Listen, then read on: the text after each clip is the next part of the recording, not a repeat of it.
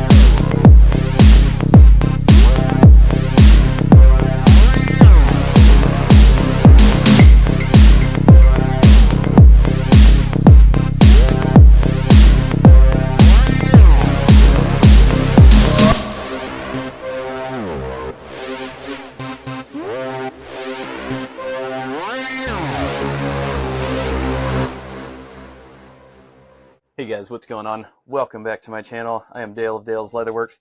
I hope you're all getting ready to attend this year's Stitch Down Boot Camp. I will be there. That's tomorrow. I'm recording today on a Thursday, so I got a lot to do because I need to release this video before the boot camp. So let's talk about these boots.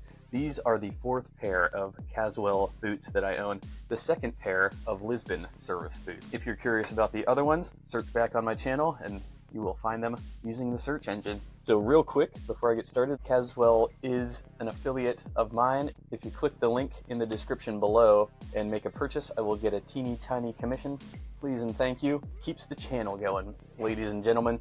Anyways, let me read off the specs. So this is the Lisbon Stitch Down boot in overdyed cognac horsebutt. This leather is produced through a specialized combination of adding quebracho and mimosa within the vegetable tanning process. During the coloring and retanning stages, it is infused with wax and oil. Subsequently, the leather is toggle dried, roll waxed, and bright rolled to achieve a flawless luster. So this is, yes, overdyed cognac. That is a good word for this color. I'll talk more about that in a second. This is stitch down construction. Incredible. Built on the Morris last. Studded rubber outsole made in Portugal. So for sizing, this is updated sizing, by the way. My original pair of Caswell Lisbon boots in Cognac Shrunken Bison. These are in a size 9, believe it or not.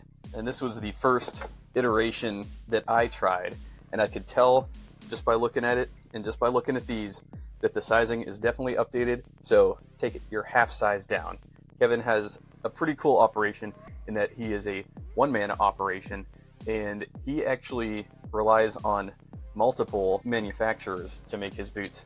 He goes through people in Indonesia, he goes through factories in Portugal and Spain, and it's really cool. He's very explorative, and that's one of the things I love about his brand. He can have a really clean, elegant boot like this made, very streamlined, and then he'll do like a specialized collaboration of like a handmade boutique boot, like these lace to toes in graphite horse rump. Absolutely amazing. I kicked the crap out of these if you can't tell. Yeah, these have some good patina going. All right, so let's compare the sizes from the old to the new. So yeah, these 8.5s are even longer than the old 9s here on the right, which is very interesting. Though, you know, I do the heel to toe comparison just to give a visual comparison, but it's actually not exactly the best indication of what's going on inside of the boot in terms of volume. So for example, you can't always just compare the lengths of the heel to the toe, because there's other factors like lining and the temper of the upper. The heel to ball, which is something that's much harder to capture, looks to me to be identical. The ball is this portion of the boot, it's the widest portion, and so as long as the heel to the ball is in alignment with your foot, then it's good. I do these side-by-side comparisons, and again, it's only showing what's going on the outside of the boot. Your foot actually goes on the inside of the boot. I don't know if you knew this. And so what's more important is actually what's happening on the inside of the boot. All right, so yes, the sizing is half down now. We recommend sizing down a half size. This should align with the size you typically wear in other common heritage brands. While the Morris is offered in a D width, it has a generous fit that comfortably accommodates many E-width feet. Disclaimer on the leather. So I'll give this disclaimer before I even read his. Yeah, GALLUN, it's a boutique tannery. It is tiny batch. It's not even small batch. It's tiny batch. I think there's like 3 or 4 guys operating that tannery. It's an old tannery. Very cool story there. I covered the whole history in another video. Being that it's tiny batch, you're getting even more of a boutique feel than, say, a Horween leather. And so for that reason, the grain is just going to be all over the place, but it's going to be tight. It's going to be dense. So for example, I'm looking at the vamp here. The vamp is real nice, real smooth, perfect. And then we get to the quarter panels on both sides of the boot, as well as the back heel stay. Just gnarly honeycombing peaks and valleys, looking more like a bison on the back. And it's the same on the right boot. We have a nice little scratch or a scar there. Yeah, very cool stuff. I see a little bite mark on the vamp here. I love that stuff because I am a leather purist. I like to see and actually appreciate the animal and its experiences that shows on its skin. I like that. I like being reminded that I'm wearing something that used to be a living creature. That does sound a little morbid, but I can assure you it's I just appreciate being able to use, you know, not only the animal's meat or whatever it was used for in its life, but also to, in my opinion, honor the animal by letting its skin live on. So here is Kevin's disclaimer. Each boot is crafted from authentic leather that may display subtle scratches, blemishes, and natural color variation. These characteristics are inherent to the material and part of its finishing process. The overdyed leather may also show shifts in tone, along with unique grain textures and markings such as spiderweb veining, dark spots, and scars. Yeah, and the pair on his website has absolutely gnarly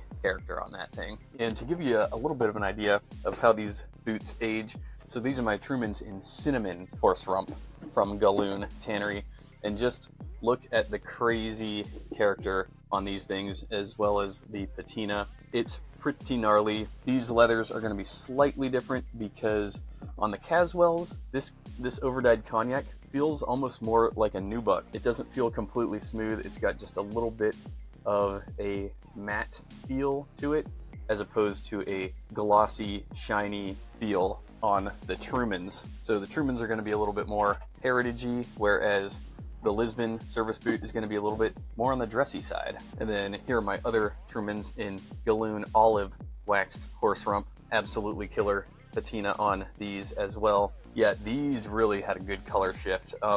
They started out like a darker green, and now they're morphing more into a really drab olive brown.